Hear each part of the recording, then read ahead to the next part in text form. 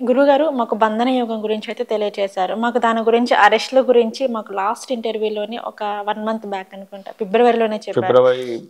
ఫిబ్రవరిలోనే చెప్పారు. ఇంకా రానున్న రోజులలో నెక్స్ట్ మంత్ నుంచి అరెస్ట్‌లు ఎక్కువగా ఉంటాయి. మే వరకు ఉంటాయి అనేసని కూడా మాకు చెప్పారు. క్లియర్‌గా చెప్పారు లాస్ట్ ఇంటర్వ్యూలో. అంటే ఇదే వచ్చేసి మరి పర్సనల్ లైఫ్‌లో కూడా ఉంటుందంటారా? ఉంటుందమ్మా. ఫస్ట్ ఆఫ్ ఆల్ ఏంటంటే మనం ఇప్పుడు జనవరి సంథింగ్ ఫిబ్రవరిలో ప్రిడిక్ట్ చేసాము. బికాస్ ఆఫ్ కారణం ఏమిటి అంటే గోచారం అని ఉంటుంది. అంటే ఇప్పుడు మీరు కనుక ఇప్పటి ప్లానటరీ పొజిషన్స్ కనుక కొట్టి తీస్తే శని కుజులు కలిసి ఉంటారు. శని కుజులు గత 1 మంత్ బ్యాక్ నుంచి కూడా శని రవిలు కలిసి ఉన్నారు. అండ్ దాని తర్వాత రాహు రవి కలిసి ఉంటారు. దాని తర్వాత కుజుడు రాహు కలిసి ఉంటారు. సో ఇదంతా ఈ ప్లానటరీ ఆస్పెక్ట్స్, ఈ పొజిషన్స్ అంతా మే వరకు ఉంటుంది కంటిన్యూస్ గా. సో దీని యొక్క ప్రభావం అప్పుడు కూడా చెప్పాం, మరోసారి చెప్తున్నాను, గుర్తుపెట్టుకుని జనవరిలో ప్రెడిక్ట్ చేశాను నాకు తెలిసి. ఎందుకంటే జనవరికి సంబంధించినవి ఏవో చేసినప్పుడు డిసెంబర్లోనూ జనవరిలో కరెక్ట్ గుర్తు రావట్లేదు నాకు, జనవరిలో చేశాను. అయితే ఈ కాంబినేషన్స్ ఉన్నప్పుడు ఏంటంటే పర్టికులర్ గా ఇది ఘర్షణ యోగాన్ని ఇస్తుంది. అంటే అనవసరమైన గొడవలు, మతకల్లోలు కావచ్చు, గొడవలు కావచ్చు, యుద్ధ సంబంధించినటువంటి విషయాలు, రాజకీయంగా అసలు మనం ఊహించం, ఇట్లా జరుగుతుంది అని ఎవరు ఎక్స్పెక్ట్ చేయరు. ఎవ్వరూ ఎక్స్పెక్ట్ చేయనటువంటి విషయాలు జరుగుతాయి, గుర్తుపెట్టుకోండి. అసలు ఇలా జరుగుతుందని నేను ఊహించలేదండి అంటూ ఉంటాను. బికాస్ ఆఫ్ రాహు మీన రాశిలో ఉన్నాడు. మీకు లాస్ట్ టైం మనం గురువులకు కూడా ఇబ్బంది అవుతుంది అని అనుకున్నాం కదా. జగ్గదేవ్ వాసుదేవ్ గారికి చూడండి ఆపరేషన్ అయింది. మన అతను తెలిసే ఉంటుంది సద్గురు. ఎందుకంటే గురు రాసుల్లో రాహు సంచరిస్తున్నాడు కాబట్టి అది గురుచండాల యోగము అని అనుకున్నాం. సో ఇట్లా ఏంటంటే గోచారంలో ఈ యొక్క గ్రహస్థితులు ఉన్నప్పుడు ఈ రకమైనటువంటి ఫలితాలు వస్తాయని మనకి మైథుని జ్యోతిష్యము అంటారు. వరాహమిహిరుడు రాసినటువంటి ఆ జ్యోతిష్ శాస్త్రంలో ఈ కాంబినేషన్స్ అనేటువంటివి ఉన్నాయి. కాబట్టి దాన్ని బేస్ చేసుకునే మనం ప్రిడిక్ట్ చేయడం జరిగింది. సో అయితే ఇట్లా ఉన్నప్పుడు అందరూ ఏం చేయాలి? ఇప్పుడు చూడండి, ఎక్కడో బాంబు పేలుడు అయింది, లేకపోతే ఏదో గందరగోళం జరుగుతుంది. జరిగినప్పుడు నార్మల్ పీపుల్ ఇబ్బంది పడకూడదు కదా. నార్మల్ పీపుల్ ఇబ్బంది పడకుండా ఉండాలి అంటే ఇక్కడ పర్టికులర్గా శక్తి దేవత ఆరాధనలు చేయాలి ఆ కాంబినేషన్ ఉన్నప్పుడు. అంటే ఏం చేయాలి? మీకు స్తోమత లేదు, పెద్ద పెద్ద పూజలు నేనేం చేసుకోలేనండి, చాలా సింపుల్గా చేసుకోవచ్చు. దీని గురించి ఏం కంగారు పడాల్సిన పని లేదు.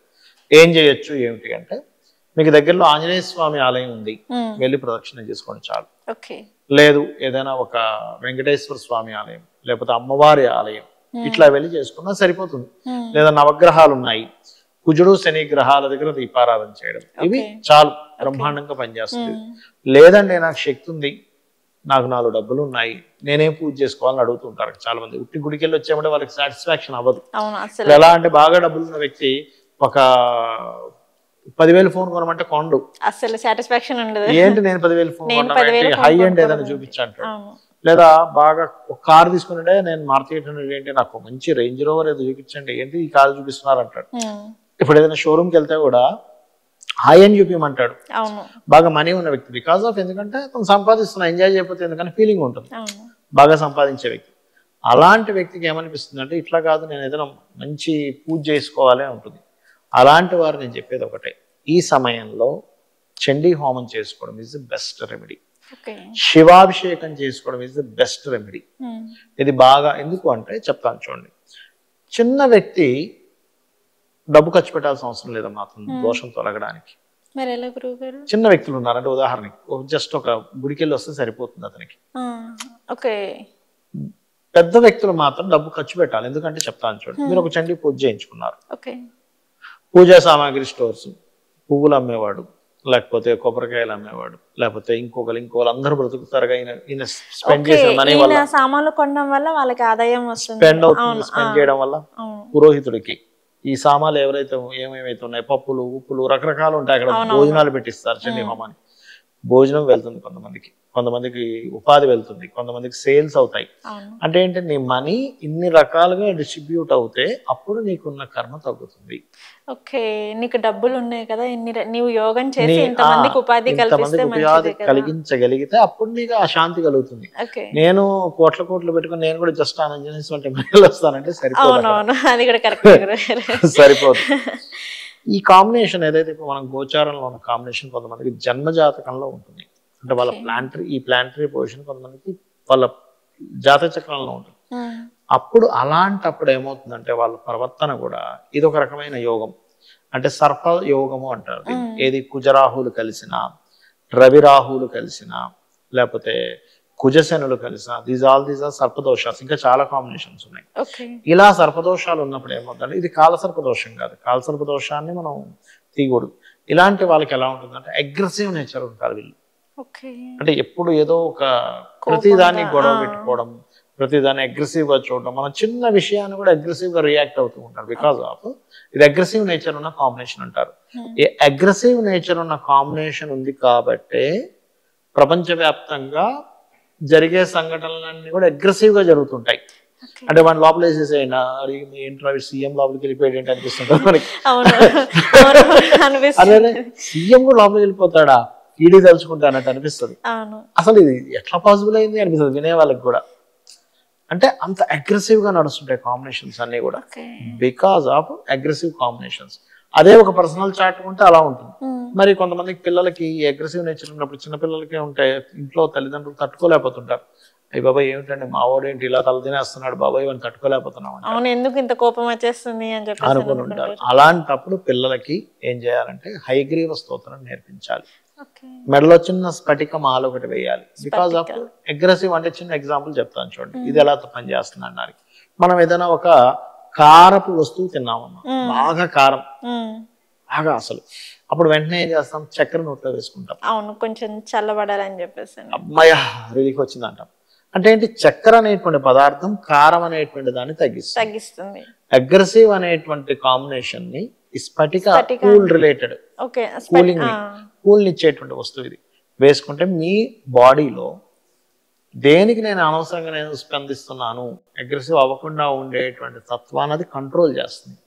రుద్రాక్ష ధారణ కానీ స్ఫటిక మాల కానీ పిల్లలకు వేయించాలి ఇలా అగ్రెసివ్గా ఉన్నప్పుడు. ఎందుకంటే ఈ కాంబినేషన్స్లో ఎవరైనా పుట్టారనుకోండి అగ్రెసివ్గా పుడతారు బాగా. ప్రతి విషయాన్ని గొడవ, గందరగోళం, కాంప్రమైజ్ అవ్వకపోవడం, మొండిగా ఉండడం, ఒప్పుకోకపోవడం బికాస్ ఆఫ్ కాంబినేషన్స్ అట్లా ఉన్నాయి. ఆస్ట్రాలజీలో ఎలా ఉంటుందంటే మనకి 7 planets and 2 ఛాయాగ్రహాలు, 2 ఛాయాగ్రహాలు దాని నోట్స్ అంటారు. ఇవి ఉన్న పొజిషన్ బట్టి లైఫ్ మనిషి ఉంటాడు. కొంతమంది చూడండి స్ట్రాంగ్ గా ఉంటారు బికాస్ ఆఫ్ స్ట్రాంగ్ గా ఉండే ప్లానెట్స్ ఉన్నాయి. కొంతమంది బాగా తెలివిగా బాగా లౌక్యంగా ఉంటాడు బికాస్ ఆఫ్ మెర్క్యూరీ అలా ఉంది. కొంతమంది చాలా సాఫ్ట్ స్పోకెన్ ఎంతో లవింగ్ నేచర్ ఉంటుందంటే అబ్బా ఇంత లవింగ్ నేచర్ పర్సన్ ఎంత బాగున్నాడు మనిషి అనిపిస్తుంది బికాస్ ఆఫ్ వాళ్ళకి వీనస్ బాగుంటుంది లేదా మూన్ బాగుంటుంది. కొంతమంది జస్ట్ వాళ్ళ కనుసైగలతో అంత రూల్ చేస్తుంటారు బికాస్ ఆఫ్ వాళ్ళకి సన్ బాగుంటుంది. కొంతమంది గైడింగ్ బాగా చేస్తారు బికాస్ ఆఫ్ వాళ్ళకి జుపిటర్ బాగుంటుంది. మనం జన్మించినప్పుడు ఏ ప్లానెట్ స్ట్రాంగ్ గా ఉందో వాళ్ళకి ఆ తత్వం పూర్తిగా ఉంటుంది గుర్తుపెట్టుకోండి. జన్మించినప్పుడు ఏ ప్లానెట్ స్ట్రాంగ్ గా ఉంది ఆ నేచర్ వాళ్ళకు ఉంటుంది గుర్తుపెట్టుకోండి. కొంతమందికి అన్ని ప్లానెట్స్ స్ట్రాంగ్ ఉంటాయి. ఇప్పుడు ఇందిరాగాంధీ జాతకం చూసాము ఆ రోజు మనం 6 planets స్ట్రాంగ్. నేమన్నా అంటే చాలా రేర్ గా ఉంటుంది. ఈ మధ్య కూడా ఒక జాతకం నేను చూసాను ఈ మధ్య అంటే 2-3 years బ్యాక్. వాళ్ళకు కూడా 5 planets ఓన్ హౌసెస్. అంటే ఏంటి వాళ్ళన్నింటిలోనే అంటే అందానికి అందం ఉంటుంది. వీనస్ స్ట్రాంగ్ గా ఉన్నాడు, సన్ స్ట్రాంగ్ గా ఉన్నాడు, అడ్మినిస్ట్రేషన్ చేయగలుగుతారు. అండ్ అట్లాగే సాటర్న్ స్ట్రాంగ్ గా ఉన్నాడు, పని చేయగలుగుతారు, వాళ్ళు వర్క్ ఏదో లేజీగా ఉండరు. మెర్క్యూరీ స్ట్రాంగ్ గా ఉన్నారు, తెలివిగా ఆలోచిస్తారు, బిజినెస్ డీల్ చేయగలుగుతారు.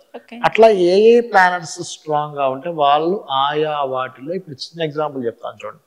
మీరు ఒక 5 subjects 6 subjects మనం ఎగ్జామ్ రాస్తాం. అందులో ఏది మీరు బాగా రాస్తే దానిలో బాగా మార్కులు వస్తాయి కదా.